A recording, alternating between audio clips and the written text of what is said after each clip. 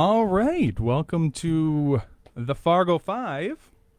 I'm Conrad Fargo, and this is Fargo Famous. We are here with Brandon Baity. Hello, Brandon. Bonjour, Anine. Hello. Well, hello. What was that? Bonjour, Anine. It's a way to say hello in Ojibwe. Ojibwe. Okay, you want to get up on that mic and really just swallow Okay. that. Ojibwe, and that's perfect because you are from the Indigenous Association. Yes. We're a nonprofit in Fargo, and we serve the Fargo-Moorhead region. Our goal is to unite, connect, and strengthen the Indigenous community in the Fargo-Moorhead area. That's really cool. And so, are you from Fargo originally? No, actually, I grew up in the Twin Cities. I grew up in Brooklyn Park, and kind of lived in the Twin Cities most of my life. And I came out here about 5 or 6 years ago, and made a lot of really good connections in the community, and have lots of friends here, and made Fargo home. What is it that brought you to Fargo in the first place then, 6 years ago? That was what, in 2017? Yeah, it feels like forever ago, but it feels like just yesterday. My wife is a midwife, and she got a job here in Fargo, and so we stayed for I got an apartment, and I was like, well, let's suss this out, see if it's gonna be cool.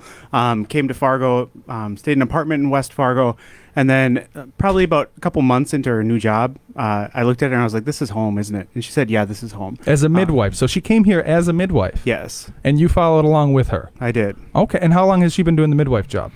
As long as we've been here. So that was her first midwife job. She was a nurse, or is a nurse still. Oh, wow. But she's a registered nurse. And so then when she finished her graduate school, she just wanted to step into that role, and she's been just crushing it since. And what were you doing at that time?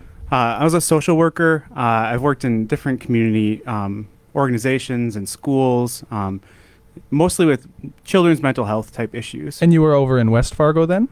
Yeah, I was.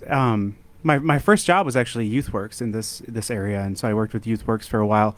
A great organization doing great things in the community. And where are they? So you went into the office there from West Fargo, and they are also in West Fargo? They're actually down. They've moved since when I first started, but they're located over right by 94 and 18th in Fargo. Yeah. Okay, very cool. And then when did you join the Indigenous Association? When did that happen? Well, I was one of the founding board members of the Indigenous Association about 3 years ago. Wow. Yeah, we had a contractor kind of put this in motion through the Native American Commission in Fargo, and then they used a contractor to figure out if they could turn this concept into a bigger organization. And so that person's name was Chelsea.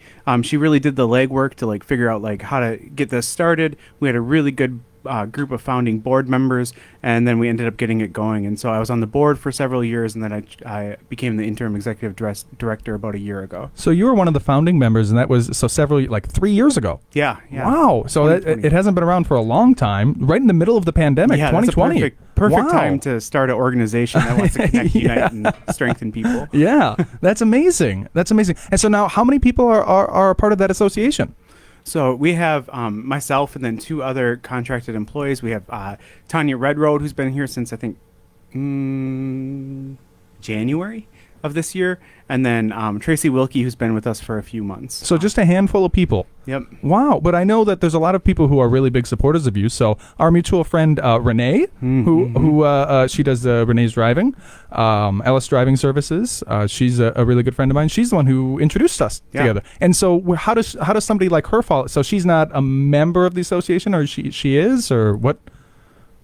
The greatest thing about community work is you just meet a lot of people, and some people have a lot of people have great ideas, and some of those people really are hey, we could use the Indigenous Association to launch this idea. And that's what happened with Renee. She's like, oh, I think focusing on Indigenous businesses would be really cool, and if you guys want to do it, let's do it. And so yeah, she brought it to us, and Well, because she's also Indigenous as well. She is. But so she's. Are there a lot of people like Renee where you guys are maybe adjacent, where it's Indigenous people? I mean, how many people would you say are in your overall network, including people like Renee? I mean, it sounds like maybe you're relatively small, or how big?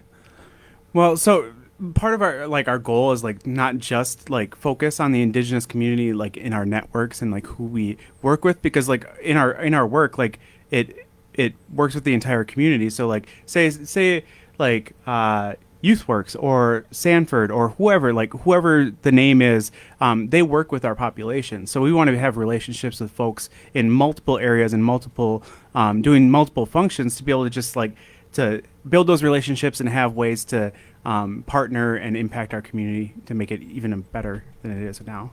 Wow, that's amazing. That's really, really cool. Well, believe it or not, that's already 5 minutes, so we are going to go to the music. I've had this song stuck in my head ever since I just recently watched Stranger Things Season 4, and that Kate Bush running up a hill. So now I've got a remix of it here for you to listen to, so you guys can enjoy that, done by Supernova, and we will come back, talk more about the Indigenous Association and their exciting event that they have going on. Don't go nowhere.